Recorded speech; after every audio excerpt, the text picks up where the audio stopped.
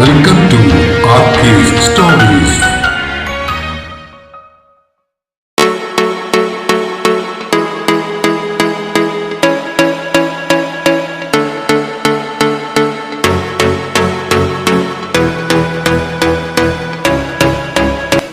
സേറയുടെ ഉത്തമഗീതം 3. രചനയും അവതരണവും രഘുദാസ് കാട്ടുങ്കൽ.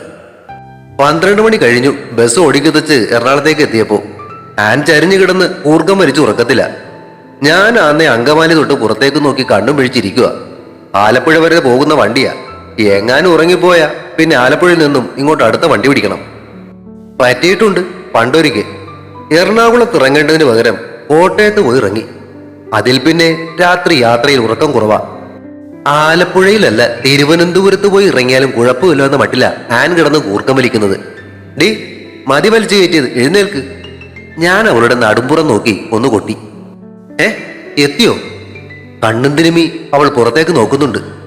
സൗത്ത് ഇപ്പൊ എത്തും, ഇന്നാ നിന്റെ ബാഗ്. ഞാൻ മുകളിൽ നിന്നും അവളുടെ ബാക്ക് പാക്ക് എടുത്തു കൊടുത്തു. പുറകെ എന്റെയും എടുത്ത് മടിയിലേക്ക് വെച്ചിട്ടിരുന്നു. വിശക്കണ്. മുഖത്ത് 100 വാട്ടിന്റെ ദൈന്യം ഇട്ടേട്ടാ ആൻ വയറ് തടവുന്നത്. ഞാൻ അവളെ മിഴിച്ചു നോക്കി. രാത്രി ഭക്ഷണം കഴിക്കാൻ ഇറങ്ങിയിടത്തു നിന്നും 2 പൊറോട്ടയും ഒരു ബീഫ് റോസ്റ്റും കൂടാതെ 1 പീസ് ചിക്കൻ ഫ്രൈയും കൂടി കയറ്റിയിട്ട് കയറിക്കിടന്നുറങ്ങിയ മുതലാ ഇപ്പൊ ഈ വിശക്കുന്നു എന്ന് പറയുന്നത്. ഇതൊക്കെ എങ്ങോട്ട് പോകുന്നു എന്തോ. ബാക്കിയുള്ളവൾ ഇവിടെ കഴിച്ച 1 പൊറോട്ടയും ബീഫ് റോസ്റ്റിന്റെ പകുതിയും ഇപ്പോഴും വയറിനകത്ത് കല്ലുപോലെ കിടക്കുന്നുണ്ടേ. നിന്റെ കുഞ്ഞമ്മയുടെ വീട്ടിൽ വല്ലതും ഉണ്ടാവുമോ കഴിക്കുവാൻ? അവൾ പ്രത്യാശയോടെ എന്നെ നോക്കുകയാണ്. ഈ പാതിരാത്രിയിലോ? എന്തേ പാതിരാത്രിയിൽ ആളുകൾക്ക് ഭക്ഷണം കഴിച്ചുകൂടെ എന്ന പോലെയായി പിന്നെ ആ നോട്ടം. കൊച്ചപ്പന്റെ വക വല്ല വിസ്കിയോ ബ്രാൻഡിയോ കാണും അവിടെ, അത് മതിയോ? അതോടെ കെറിവിച്ചതുപോലെ അവൾ മുഖം അങ്ങ് കയറ്റിപ്പിടിച്ചു.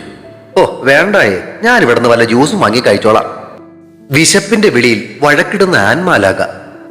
എന്റെ ചിരി കണ്ടിട്ട് അവൾ മുഖം വെട്ടിത്തിരിച്ച് പുറത്തേക്ക് നോക്കുമ്പോഴേക്കും വണ്ടി സൗത്ത് ചിറ്റൂർ റോഡിലെ ഗവൺമെന്റ് ഹയർ സെക്കൻഡറി സ്കൂളിന് മുന്നിലേക്ക് എത്തി നിന്നു. ബാക്ക് പാക്ക് മുതുകിലേക്ക് ഇട്ട് ഞാൻ ഇറങ്ങിയതിന് പിന്നാലെ അവളും ഇറങ്ങി. വേറെ 2 പേരും കൂടി ഉണ്ടായിരുന്നു അവിടെ ഇറങ്ങാൻ. ഞങ്ങളെ അവിടെ ഇറക്കിയിട്ട് ബസ് വിട്ടുപോയതും അവൾ അവിടെ നിന്നും ചുറ്റിനും നോക്കിക്കൊണ്ട് താളം ചവിട്ടാൻ തുടങ്ങി. കാര്യം മനസ്സിലായ ഞാൻ റോഡിന്റെ ഇടതുവശത്തേക്ക് കൈ ചൂണ്ടി. ദാ അവിടെ ഒരു കൂൾ ബാർ ഉണ്ട്. പറഞ്ഞു കഴിഞ്ഞതും അവൾ കാലുകൾ വലിച്ചു വെച്ച് നടപ്പും കഴിഞ്ഞു. എനിക്ക് വേണോ എന്നൊരു ചോദ്യം പോലും ഇല്ല. വേണേ വാ, അത്രേ ഉള്ളൂ. അവൾക്ക് പിന്നാലെ ആ കടയുടെ മുന്നിലേക്ക് നടക്കുന്നതിനിടയിൽ ഞാൻ ഫോൺ എടുത്ത് ആരോണിനെ വിളിച്ചു. അലീറ്റ കുഞ്ഞമ്മയുടെ ഒരേ ഒരു സൽപൂത്രനാ ഈ ആരോൺ. എന്നേക്കാൾ 2 വയസ്സിനിളയത്. പക്ഷേ കയ്യിലിരിപ്പ് വെച്ച് ഞങ്ങളുടെയൊക്കെ അപ്പാപ്പനായിട്ട് വരും. ഇവിടെ കുസാറ്റിലെ കമ്പ്യൂട്ടർ സയൻസിന് ഫൈനൽ സെമസ്റ്റർ ആണ് പഠിത്തം. പഠിത്തമൊക്കെ ബഹുകേമമാ. കമ്പ്യൂട്ടർ സയൻസ് അല്ല പുള്ളിയുടെ ഇഷ്ട വിഷയം എന്ന ഒറ്റ പ്രശ്നം മാത്രമേ ഉള്ളൂ. പിന്നെ ഏതാണ് അവന്റെ വിഷയമെന്ന് ചോദിക്കണ്ട, വഴിയേ മനസ്സിലാവൂ. ഫോൺ കണക്ട് ആയതും അയൽപക്കത്തുള്ളവർ തമ്മിൽ തല്ലു പിടിക്കും പോലത്തെ ഒരു ബാക്ക്ഗ്രൗണ്ട് മ്യൂസിക് കാതിലേക്ക് വന്ന് വീണു. അതോടെ ആശാൻ കാറിലാണെന്ന് മനസ്സിലായി. എടാ നീ എവിടെ എത്തി? ഞങ്ങളുടെ ഗേൾസ് ഹൈസ്കൂളിന്റെ മുന്നിലുണ്ട്. ഓക്കേ, എപ്പോ എത്തും? കാറിനകത്ത് ബഹളത്തിനിടയിൽ കൂടി അവൻ പറഞ്ഞൊപ്പിച്ചു. പിന്നാലെ ആ കാളും കട്ടായി. കൂൾ ബാറിന് മുന്നിൽ അകത്തേക്ക് നോക്കി ആൻ നിൽപ്പുണ്ട്.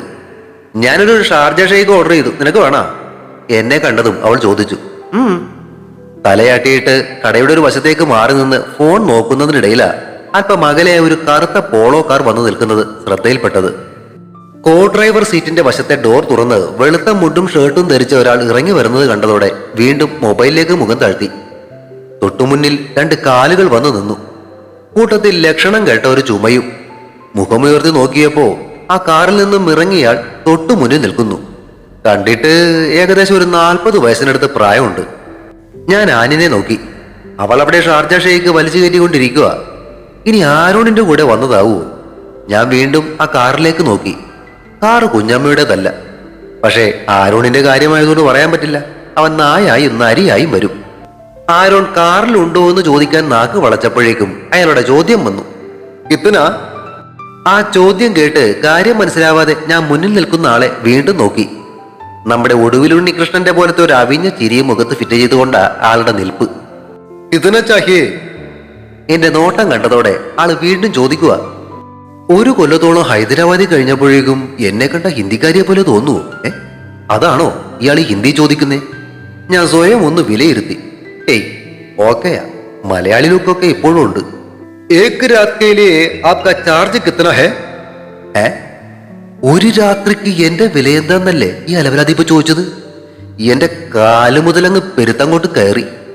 ചോദിച്ചതിന്റെ അർത്ഥമൊക്കെ മനസ്സ് കണക്ക് കൂട്ടി തലച്ചോറിലേക്ക് എത്തിച്ചപ്പോഴേക്കും കാലറിയാതെ ഉയർന്നു കഴിഞ്ഞിരുന്നു.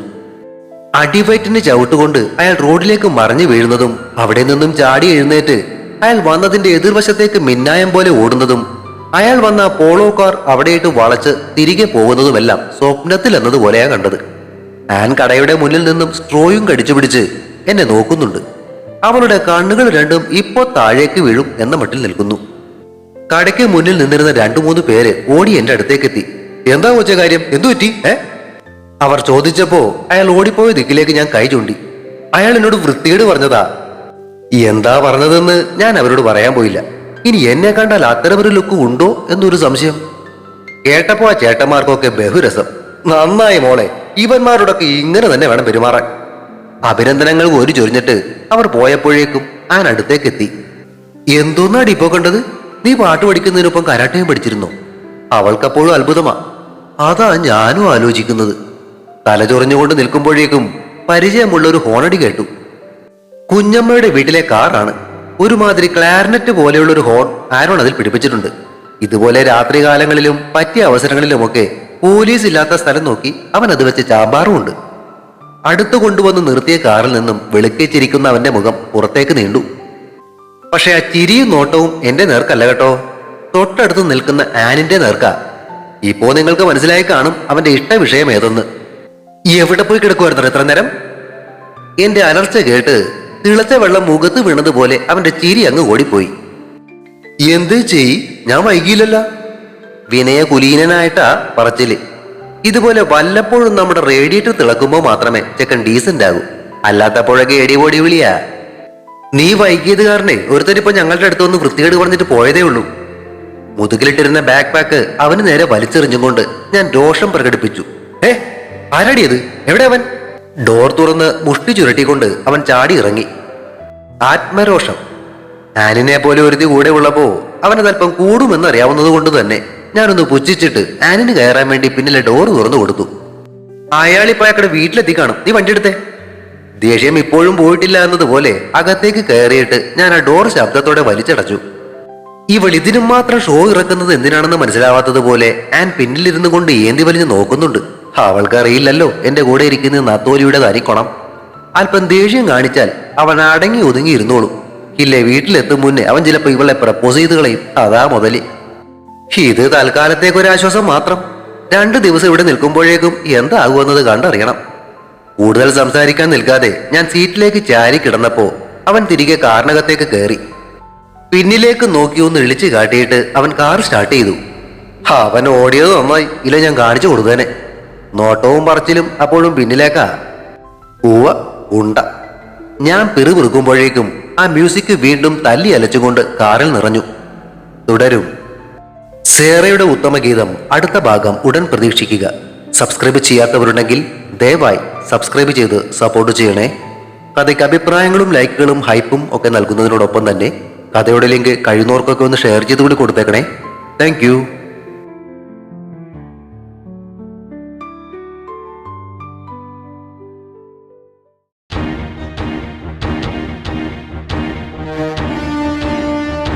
See you soon.